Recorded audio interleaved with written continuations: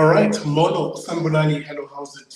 Good day. Welcome to another episode of the Big Daddy Liberty Show's Liberty and Friends. Remember, the show comes to you every Sunday evening at 8 p.m. We have not been on air for a very, very long time. Let me take a moment to apologize to you, dear viewer, for that. I have been let's call it on forced leave in a sense for bereavement purposes. For those of you who know, I've had to unfortunately start the year by burying my daughter. So that just saw me take time off for just my own sanity's sake. I hope you have missed the show. I've missed you guys as my audience. Pardon the sound quality. I know it's probably a bit echoey at the moment for whatever reason. My system isn't picking up through the mic. But as it is, you know how it is. We build it as we fly it here on the Big Daddy Liberty Show. Remember, on this, or on the show, Liberty and Friends, it's not just me. I have a panel, usually with guests, who help us break down the news week that was. And, what are some of the issues that had you talking in this past week? But before I get into any of that, a reminder to you, because I know it has been a while, that all you need to do if you are a fan or if you're watching the show is to hit that like button. Yes, do it right now. Smash that like button on your screen. And of course, if you're watching on YouTube, do me a favor, subscribe to the Big Daddy Liberty Show. We will be producing more content as we go on. I'm definitely back on your screens. And a reminder that we have a website. Find us, please, at bigdaddyliberty.com. Now, with that being said, and again, I must say apologies for any background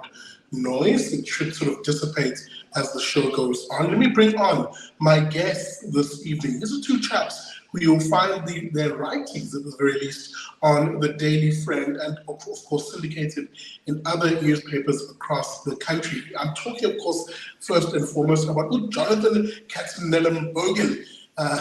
There he is on screen. Jonathan, good evening. Good evening. Good to have you on the show. You've written some very interesting pieces this past week. We'll get into some of these as we unpack tonight's perhaps topics for the show. Another familiar face on the Big Daddy Liberty Show is Marius Perez. There he is on screen. Marius, hello. How's it, Sinclair? How's it, Jonathan? Hi, Marius.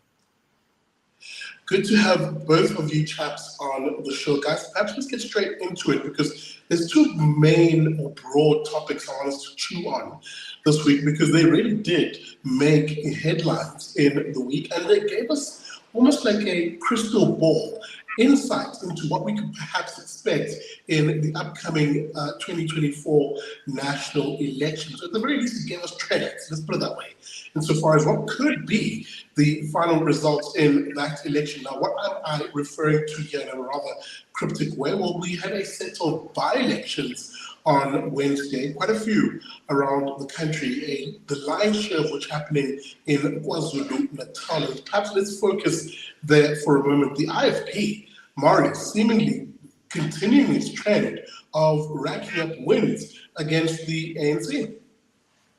Yeah, so on Wednesday, there were 3 by-elections in Newcastle. They had all been marginal ANC wards, which means that the ANC was the single biggest party, but it hadn't won more than 50% of the vote. In all 3 of those wards, it only had about 30% of the vote from the 2021 local government election. But on Wednesday, the IFP won all 3 of those wards by quite a lot. And what's interesting is that in those wards in the 2021 local government election, the IFP hadn't been that strong. They'd only got about 15 to 20% in the local government elections.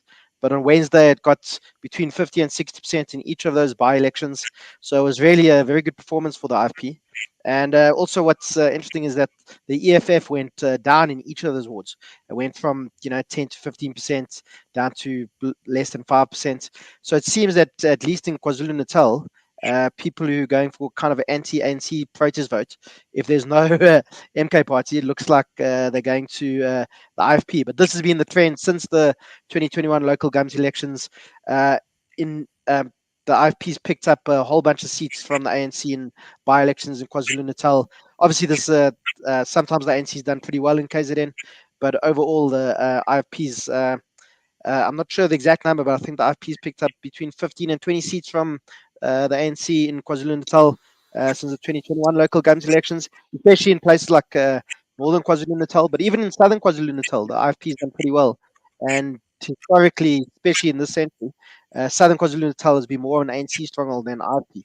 But the IFP is even making inroads in southern KwaZulu-Natal. So the ANC is in quite a lot of trouble in KwaZulu-Natal, and we all know now about the Empire Party, who's going to make even bigger issues for the ANC now in that province. Absolutely, and I think it gets very spicy when one delves into the numbers in a little bit more detail. And what I'll do, just for the sake of our viewers, is bring up some tweets from Wayne Sussman. Wayne, of course, if you are a ex-aficionado, if you're on Twitter, is a numbers guy when it comes to by-elections. I'm just going to try and enlarge this for a moment. I know it's not quite actually better.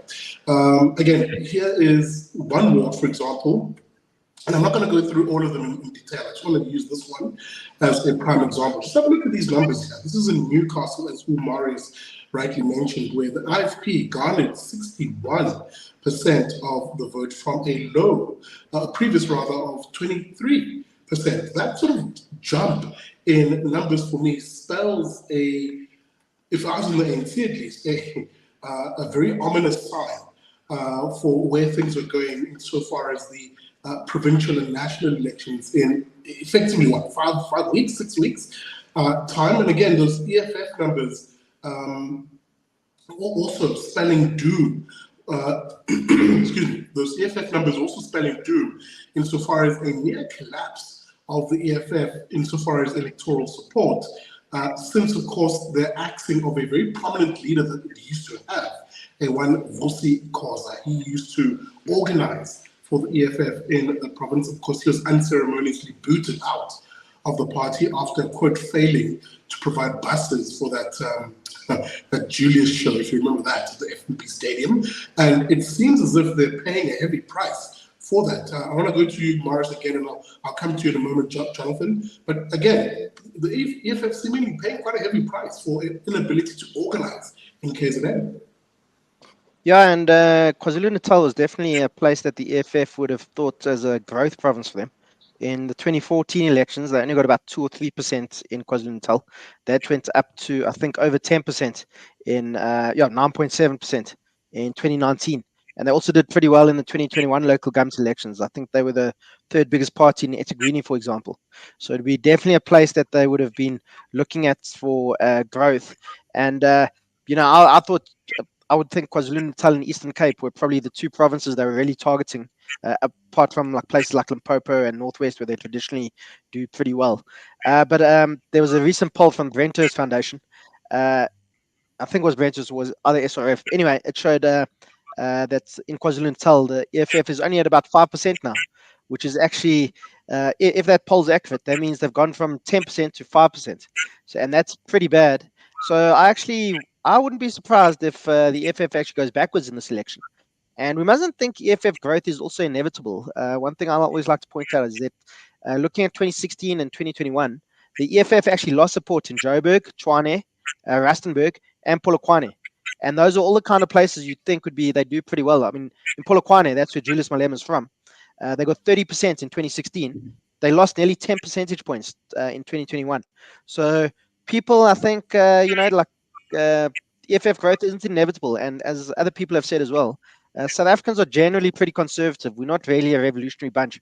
So people don't really like this kind of rhetoric about overthrowing and killing and stuff that Julius Malema always comes up with. So, I mean, the party is obviously still going to be an influential one in the 2024 elections. It's still going to do relatively well, but I don't see it getting, 15 or 20%. And I think in some provinces, I mean, in KwaZulu-Natal, it might only be the fifth biggest party in the province. Again, even as Umari says this, Jonathan, I juxtapose his analysis against a one Julius Malema, for example, who's been rather bragging on social media and in the media, but we're going to get 30%, he says. Here's a chap who really does believe that, on the one hand, if not being a kingmaker, in any sort of electoral results coalition arrangement, he definitely sees himself as the actual king himself. the problem that the EFF faces is that its market tends to be the 18 to 25-year-olds, and they don't vote. Their voter participation rate is very low, and he's going to these new markets where to some extent he's now up against MK in KZN, assuming the ANC's case against MK before the Electoral Court allows them to go ahead with their IEC registration and actually get onto the ballot paper. But that is very significant. It's a big if there. But I would expect that, the MK, it's not proposing as radical a solution. It seems to be slightly more moderate if you take a look at its. It's in favor of EWC, but it qualifies that in some way in its manifesto.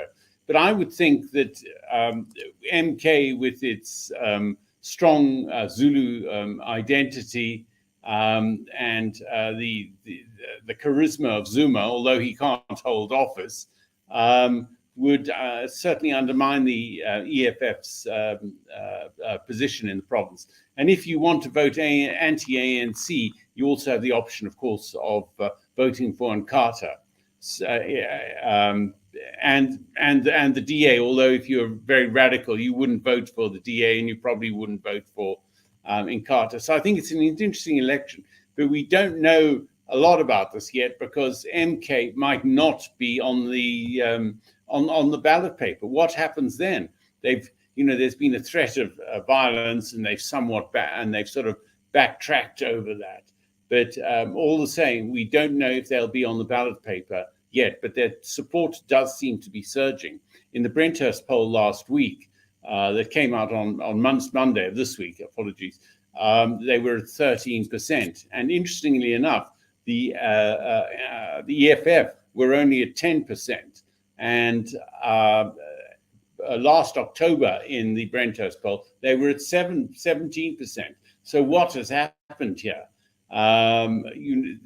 Has their thunder been stolen? Why are people drifting away from them? It's long been said that they are a 10% party, and this might be very true. I think at the last election, Marius will correct me, they got about 11 point what, Marius? Do you recall?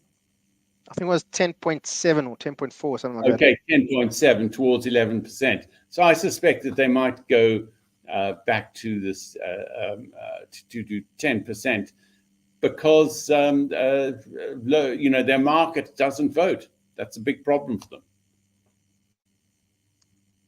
Sihle, can I just say on the MK Party manifesto, I encourage people to go have a look at it. It's on their website. It's less than 500 words long. And I am almost 100% sure it was written by an AI. I actually put it through one of those AI detectors on the internet, and I first tested it. I put stuff through that I knew was written by a human being, and then stuff I knew that was written by a computer, and it was accurate to that. And then I put different phrases from the MK manifesto in, and this detector said that it was all written by computer. That obviously doesn't prove it was, but it makes you think. And probably, and the manifesto is actually, it's very middle of the road, to be honest with you. Like if you read it, people who like lean left to be like, yeah, that doesn't sound too bad, but also people who lean more to the right side of things would be like, yeah, that's, I could live with that. It's all very milquetoast, middle of the road stuff.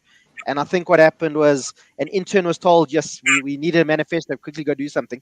And they just stuck something through ChatGPT and had a 500 or less, I think, I had a look, it's 470 words or something. This popped out, and that's their manifesto now. So it also tells you how big they are in policy and, we all know this is just a vehicle for Jacob Zuma anyway. Again, maybe let's naturally segue to this conversation as we are in the sort of last, let's call it 6-7 minutes of the show. If you're watching, this is Liberty and Friends, a shorter edition as we're back on your screens. My name is Sihle Ngobesa, aka Big Daddy Liberty, in conversation with Jonathan Katzenellenborg, of course, who is a writer for the Daily Friend. You'll catch his stuff at dailyfriend.co.za, and of course, Marius Ruud from the Institute of Race Relations. Welcome to both of my guests. This is Liberty and Friends. Chaps, let's maybe take a moment and chew on this phenomena that is the Umkhonto weSizwe party, or MK party. Sorry, let me just use that moniker because that's what they use. I refer you to a piece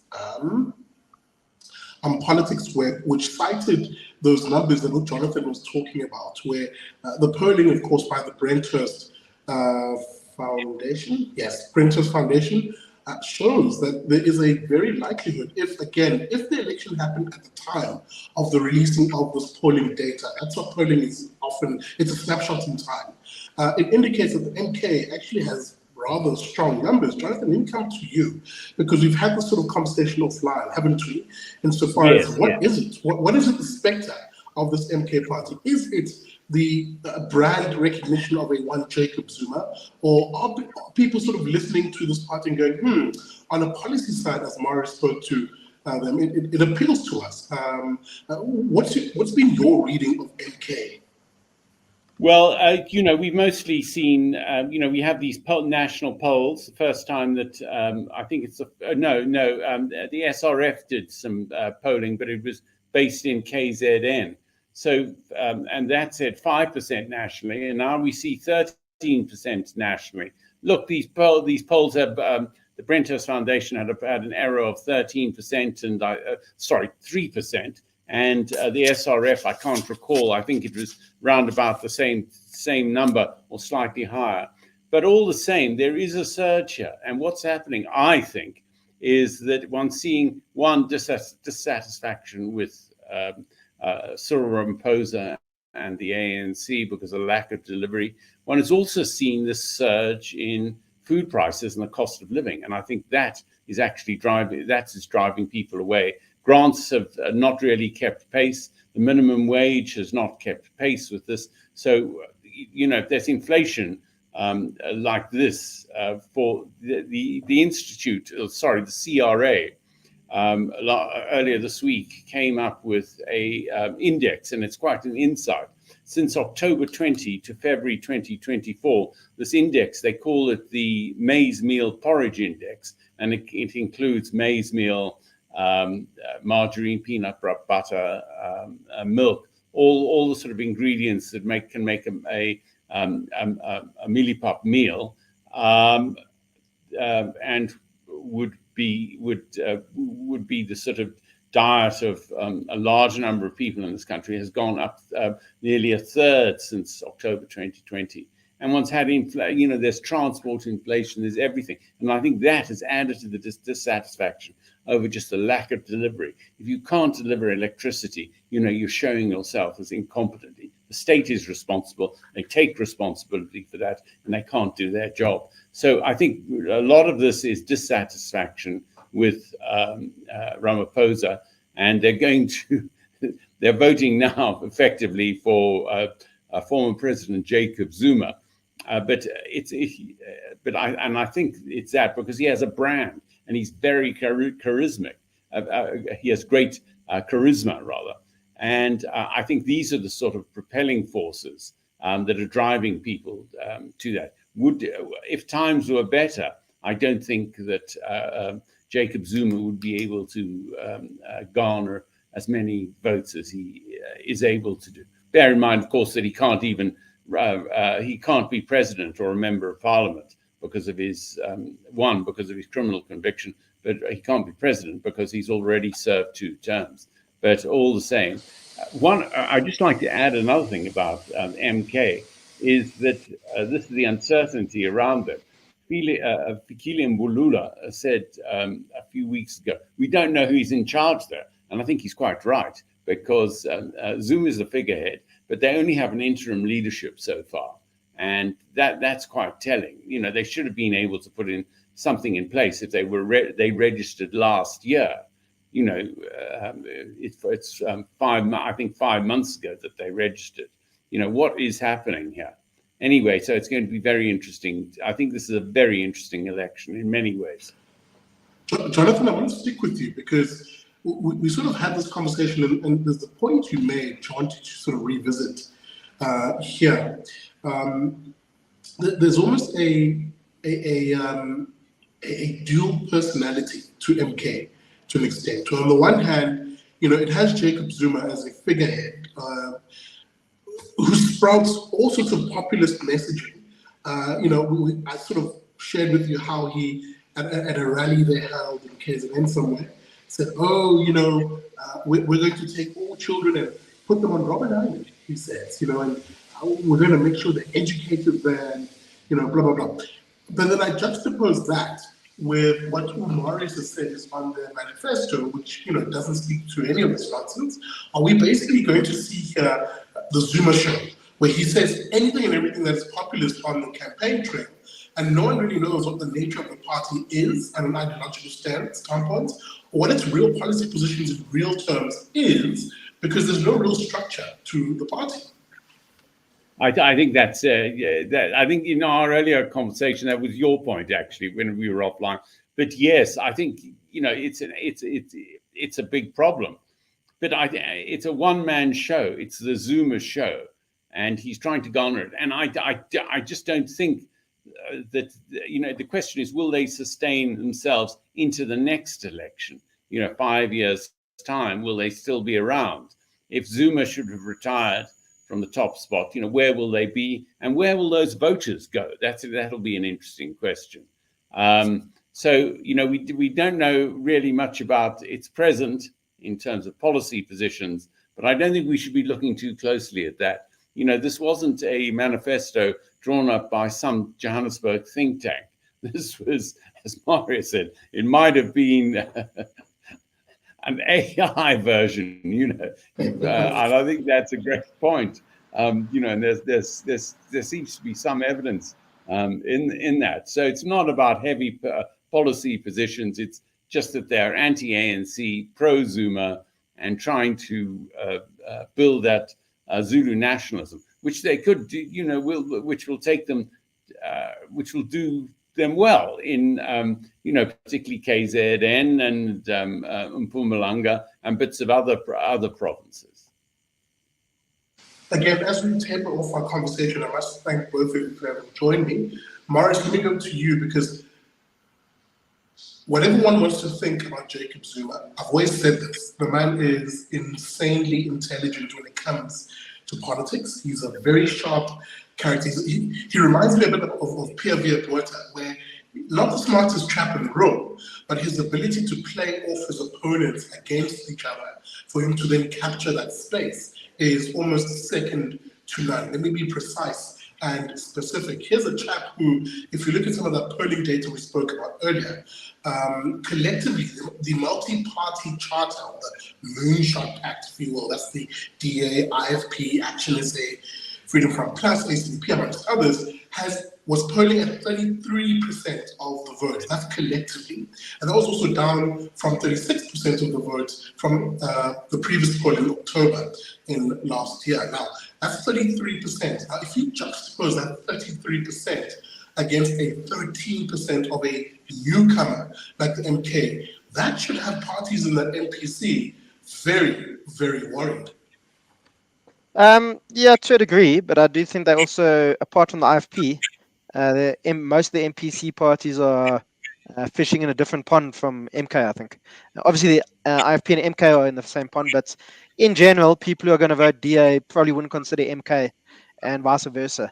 And I actually said on Twitter the other day, this whole ANC MK EFF fight is basically the externalization of ANC factional politics.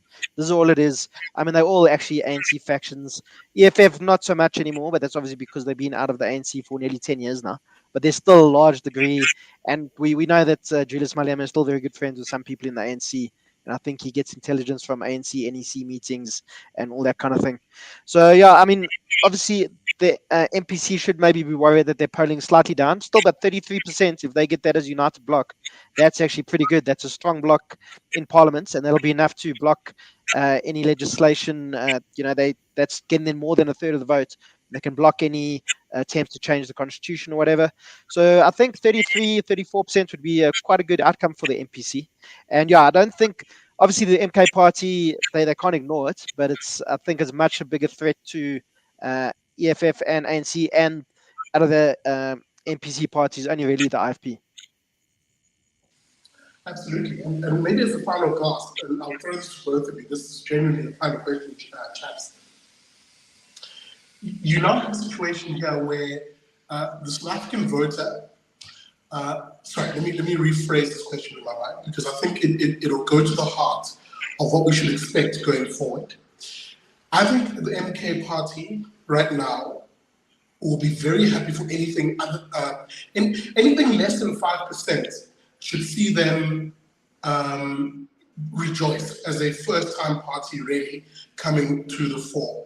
I don't think, as we've often heard in polling and general other pieces of analysis, that they're going to be exclusively in KZN. I sort of mentioned this to Jonathan, that 3 weeks ago I was in Mafikeng in the Northwest Province, and if anything, for every ANC t-shirt you saw there, you also saw an MK t-shirt. I do believe they are doing and putting in a lot of work to have a footprint that maybe breaks from that KZN or even Zulu nationalistic tag. I think they're quite aware of it. I'm going to go to you, Jonathan, and then Marius. Even as I'm saying this, again, I'm sorry, guys, I'm asking you to look into the crystal ball here, so bear with me. What do you really think their numbers will be? If I were to push you for a percentage in that upcoming election, what do you think they're eventually going to settle in on, Jonathan? I think around, I think it'll be larger than 5% and more towards 10%. And the Brenthurst Foundation, if you take that 13%, and so that would imply a upper bound with a 90% within that 95% confidence interval. So it's an upper bound of then 16% and a lower bound of 10%. So it's perfectly feasible that they might get 10%. Look, he's known. He's very well known, Jacob Zuma. He's a good place for those to go who are dissatisfied with the ANC. He's former ANC. So that in many ways will attract voters who want some distance between themselves and the ANC. So I'd guess around 10%. I think it's quite feasible if he gets onto the ballot, of course. And there's not, and if all goes well for him, around 10%, I'd say. Yeah, I shouldn't say I had a coffee with a DA councillor the other day in Ekurhuleni, where I stay, and we were talking about MK. And like I said, I haven't seen any MK posters around. And he said, "Yo, that's because you obviously generally in the suburbs and so on." He said in the townships and so on, he's seen quite a lot of activity for MK. He says on the registration weekend, he said you're obviously not going to see any MK activity around suburban voting stations or where people could go register. But he says from what he could see, there was a lot of activity in township areas, obviously where MK is generally going to draw its votes from. And he said it seemed pretty organized. He said in some of the places that as many people as the ANC did. So it's something to look at. But also that all said, outside KwaZulu-Natal, Jacob Zuma is very unpopular. He countrywide, he has the highest disapproval rating of any politician. I think him and Julius Malema are neck and neck. And I think Malema actually has a higher approval rating in South Africa as a whole. But when we get to KwaZulu-Natal, Jacob Zuma is far above the most popular politician in that province. Where Cyril Ramaphosa is the most popular politician in South Africa, in KwaZulu-Natal is nowhere, and Jacob Zuma shoots the lights out in KwaZulu-Natal. So, I mean, as you say, you saw some activity there in Northwest and Mafikeng, but that's obviously, we're going to have to wait to see. It's obviously not a place where many Zulus are, and I think among Zulus he's going to do very well. But out in communities where there aren't that many Zulus, I'm not too sure. It might be, we know, for example, the IFP stands in every province, every election, and does nothing outside of KwaZulu-Natal and to a lesser degree Gauteng. So MK party could be exactly the same, possibly. So, but yeah, I would, and we must also remember always with every election, the ANC has that squeeze in the last month or so, last 2 weeks before an election, where it really gets its supporters out and so on. So, and a lot of people might be umming and ahhing and thinking about going for Zuma, might at that last moment decide, okay, they'll just stick with ANC. So, yeah, I would imagine above 5%, but below 10%, I think, for MK. Yeah, I think in terms of his reach, there's Zulu. There's a lot. There are large numbers of Zulus in Mpumalanga, of course, and parts of the Eastern Cape. But I agree with Marius. I don't think he has much, real reach beyond that. He'll be after, if you're dissatisfied with the ANC, vote for him, vote for me. That type of market. But I think it'll be difficult in areas where there are not a large number of Zulus. I think that's a good point, Marius. Chaps, we've completely run out of time. Let me thank the both of you for having joined me again. Anybody listening is probably hearing the theme of it all. A one Jacob Zuma on the march and a MK that is sort of straddling him or rather an MK that is on his back, riding him off his coattails, is the expression I was trying to get at. So that is, of course, Marius Root from the Institute of Race Relations, and Jonathan Katzenellenbogen, pardon me, who writes for The Daily Friend.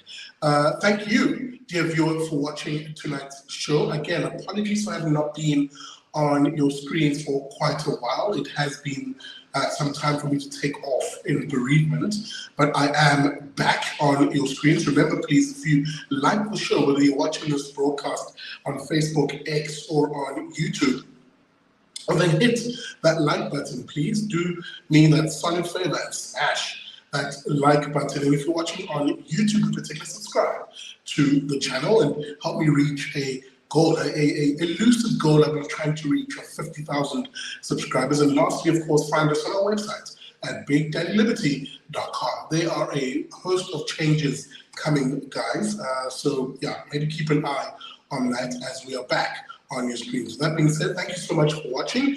And remember, as I like to say at the end of every show, never trust a commie.